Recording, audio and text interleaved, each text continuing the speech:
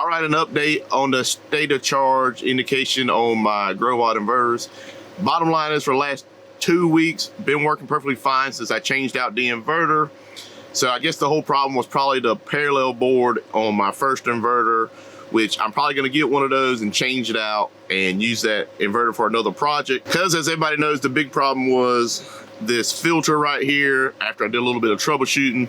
So it wasn't even actually the inverter having a problem besides the state of charge.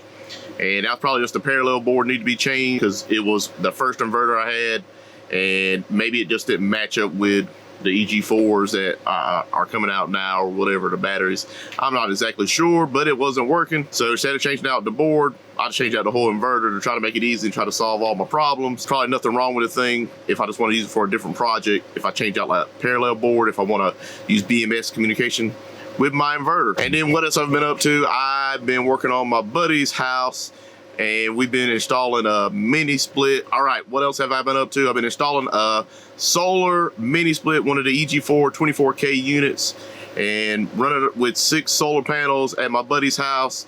And I'm working on the video for that, and that's gonna be coming out probably the next video or two that's gonna be coming out. I have a lot of footage from that, so I'm gonna try to condense it all down and just basically show the main points. And so it's working good. It was a pretty interesting project, and I definitely learned a lot. And I'm gonna be doing a few more of those and putting them in my house, probably putting 1 or 2 in my house and probably one in my garage as well, because those things are really efficient. And then you can hook up solar panels directly to it instead of using your solar you already have to run your air conditioning. You can run it off of other solar panels because it has a built-in basically inverter. So during the day you'll be good to go, and you'll have even more power output, you know, to go to your loads in your house. You'll have even more power to use your inverters and solar panels is already for your whole house for those loads, and your air conditioning be able to run by itself off a different load.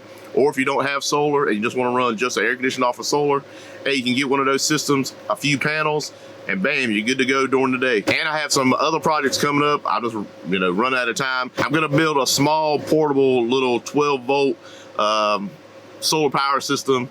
Basically, I have like a little panel I can hook up to it and charge a 12-volt battery, and I'll have a Victron 12-volt inverter. And I'm gonna do some testing on that, see what kind of loads we can run, and see how long it takes to charge the battery back, and how long loads can run at night, like a refrigerator or maybe a window unit air conditioner or something like that. We'll just do some different testing. I'm not exactly sure everything we're gonna do with it, but if anybody ever needs to borrow some power from me, if their power goes out, I'll be able to maybe loan that out to them or use it for different projects, or take it with me when I'm working on projects at other people's house and have my own portable power.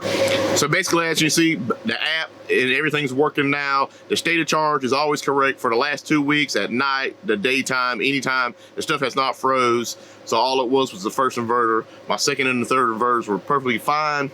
And I know some people are definitely a little frustrated with some of the Growatt stuff or whatever. And it's not like Victron and stuff that costs a lot more money, and some of the software stuff. But I mean, that's just how it is with electronics. The more stuff you buy, the more likely you are to have, you know, a problem.